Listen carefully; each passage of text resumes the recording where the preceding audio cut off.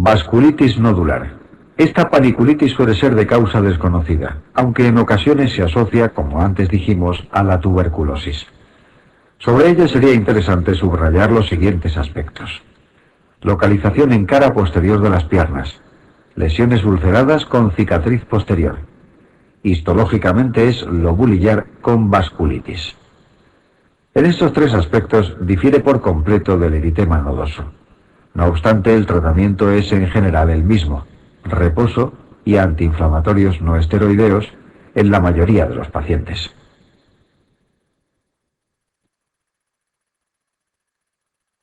Paniculitis pancreática. Otro tipo de paniculitis de relativa importancia es la paniculitis pancreática. Debe pensarse en ella cuando el paciente presenta algún tipo de patología a nivel de esta glándula: pancreatitis aguda o crónica, cáncer de páncreas, etc. Las enzimas pancreáticas se liberan al torrente sanguíneo, entre ellas la lipasa, que actúa sobre los lípidos. Cuando alcanza la suficiente concentración es posible que llegue a afectar a los lobulillos grasos del tejido celular subcutáneo. Por tanto, sería una paniculitis lobulillar y no se acompaña de vasculitis.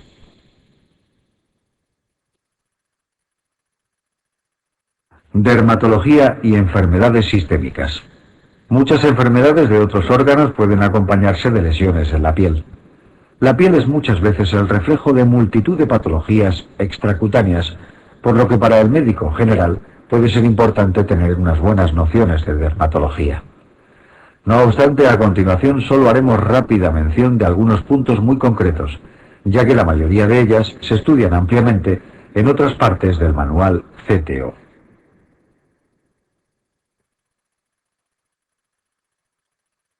Porfirias. Las porfirias son un grupo heterogéneo de enfermedades. Se deben a defectos enzimáticos de la vía metabólica del grupo hemo de la hemoglobina. Pueden ser congénitas o adquiridas.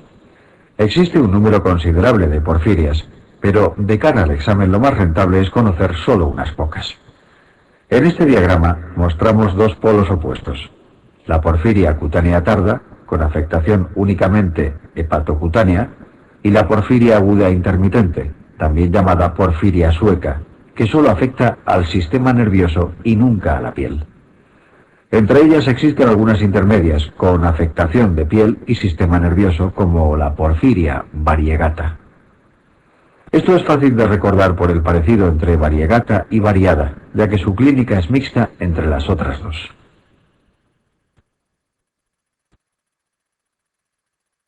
Porfiria cutánea tarda.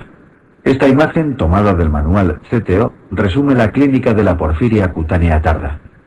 Recuerda la presencia de fotosensibilidad, rasgo compartido con otras porfirias. Una característica que distingue a esta enfermedad de otras del mismo grupo es su carácter adquirido. Muchos pacientes con porfiria cutánea tarda llegan a esta situación debido al consumo crónico de alcohol, entre otras posibles causas.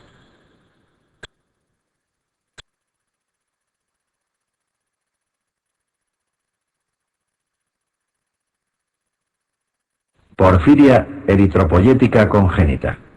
La porfiria eritropoyética congénita, también llamada enfermedad de Günther, es muy grave y se manifiesta desde el principio de la vida. Es fácil de recordar si se piensa en el hombre lobo. De hecho, los populares hombres lobo no eran sino humanos afectos por esta enfermedad. Ante sus manifiestas anomalías, cuando eran recién nacidos, algunos de estos niños eran abandonados en los bosques por sus padres. Los que sobrevivían aprendían a imitar sonidos de animales, como aullidos de lobo. Solo se les veía por las noches, ya que su fotosensibilidad les impedía exponerse a la luz durante el día. La hipertricosis y la presencia de dientes rojos es lo que justificaba su apariencia de hombre lobo. Con esta imagen mental es difícil olvidar esta enfermedad.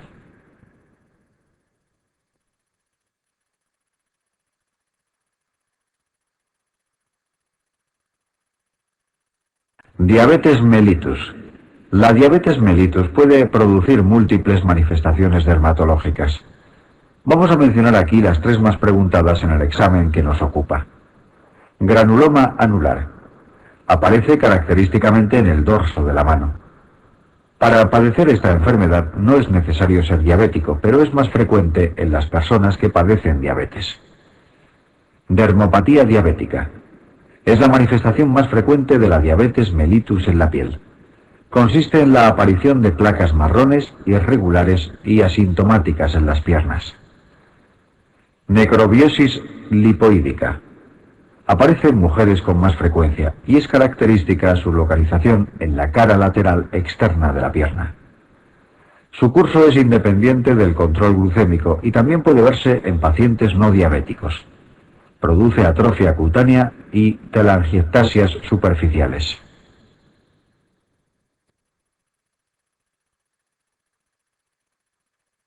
Enfermedad de Graves. La enfermedad de Graves, desde el punto de vista dermatológico, debe ser recordada por dos aspectos: el mixedema pretibial y los cambios ungueales.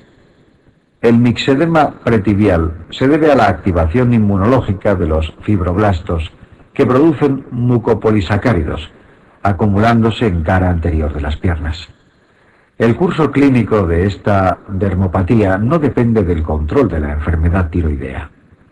Por otra parte, los cambios ungueales consisten en una onicólisis distal sobre unas uñas que se vuelven cóncavas. Estas manifestaciones reciben el nombre en conjunto de uñas de Plummer.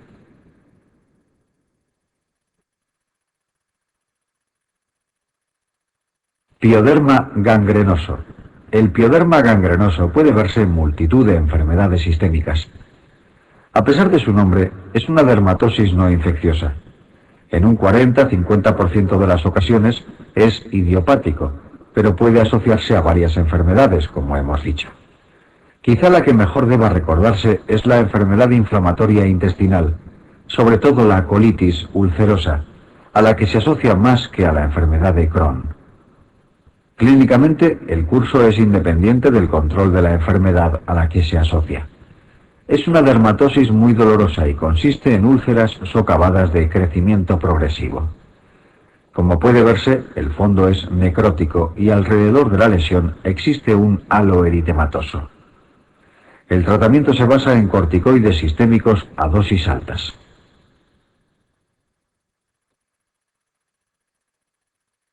SD Cronkite Canadá. Dentro de los múltiples síndromes que producen pólipos en el colon, Peutz, Jägers, Gardner, es posible la asociación de ciertas dermopatías. Estas enfermedades están ampliamente comentadas en el manual CTO de Digestivo y Cirugía General. En el caso del síndrome de Cronkite-Canadá, es frecuente la aparición de la alopecia universal, trastornos ungueales e hiperpigmentación cutánea, recordando a cierto personaje como vemos en la fotografía.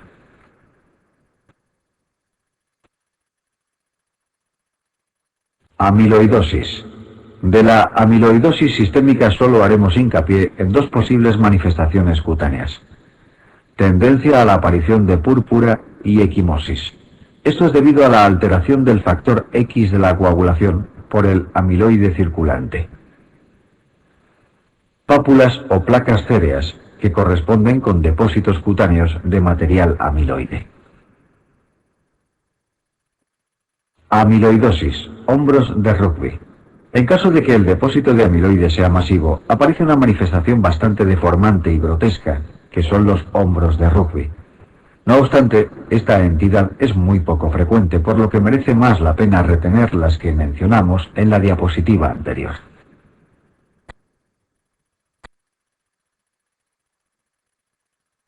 Dermatomiositis. La dermatomiositis es una conectivopatía muy preguntada en el examen últimamente. El eritema heliotropo es una de sus manifestaciones más típicas, de coloración violácea y en región palpebral. También es muy característica la aparición de pápulas y placas eritematoviolaceas en el dorso de los nudillos, llamadas pápulas de Gottron. Aunque menos preguntada en el examen, otra manifestación típica es la aparición de telangiectasias periungueales. Por otra parte, en ocasiones se manifiesta también con alopecia, que en este caso sería cicatrizar. Es importante recordar este detalle. Las alopecias son bastante susceptibles de ser preguntadas como ha ocurrido en convocatorias recientes.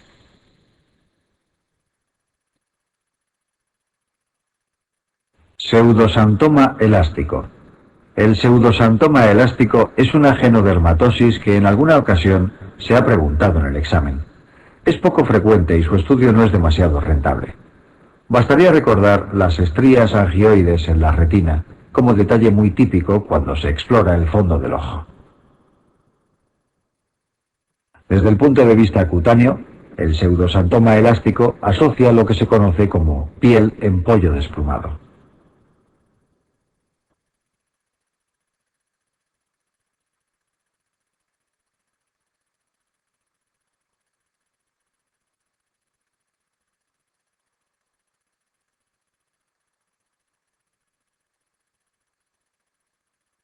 Síndrome de Marfan. El síndrome de Marfan podría ser preguntado en distintas especialidades. Es un trastorno autosómico dominante con expresividad variable que se caracteriza por lesiones oculares, luxación del cristalino, esqueléticas, cifoescoliosis, aracnodactilia, deformidad torácica, cardiovasculares, aneurisma aórticos y prolapso mitral. Cutáneas, estrías de distensión, las más frecuentes.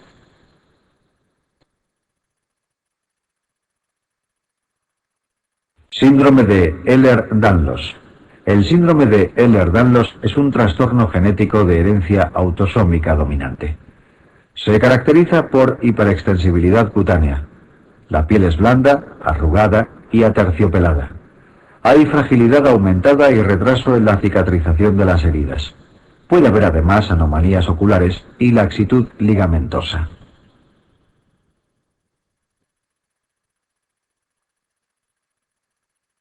Sarcoidosis. La sarcoidosis es una enfermedad multisistémica de etiología desconocida. El órgano afectado con mayor frecuencia es el pulmón, como se explica en el capítulo de neumología. No obstante, existen también manifestaciones cutáneas que merece la pena conocer. Algunas de ellas son inespecíficas y pueden verse en muchas otras enfermedades, como el eritema nodoso. Sin embargo, hay algunas otras que son más típicas de la sarcoidosis. Lupus pernio es la más característica. Se trata de una placa indurada, violácea y crónica. Tiende a aparecer en la nariz, labios y pabellones auriculares. Pápulas y placas purpúricas. Son elevadas y duras. Aparecen en espalda, tronco, extremidades, cara con distribución simétrica. El centro suele ser pálido y atrófico.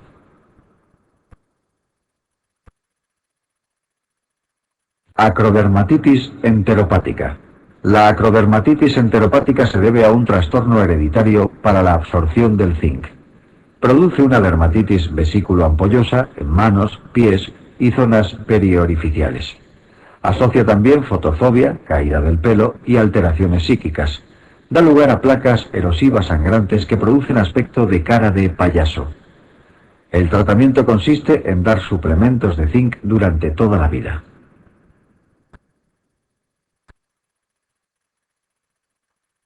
Escorbuto. El escorbuto se debe al déficit del ácido ascórbico o vitamina C.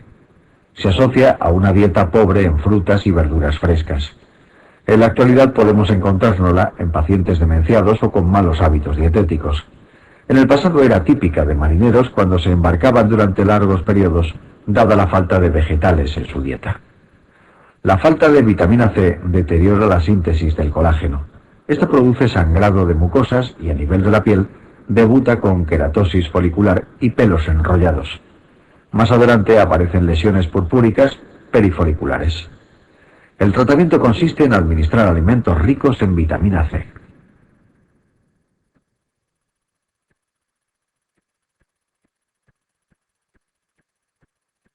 Queratosis actínica. La queratosis actínica es la lesión cutánea precancerosa más frecuente que existe. Su aparición se relaciona con la exposición solar crónica.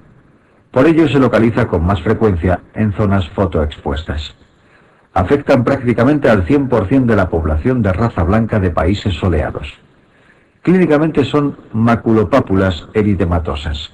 Hay escamas o costras en superficie. evolucionan a lo largo de meses o años y el diagnóstico es sencillo.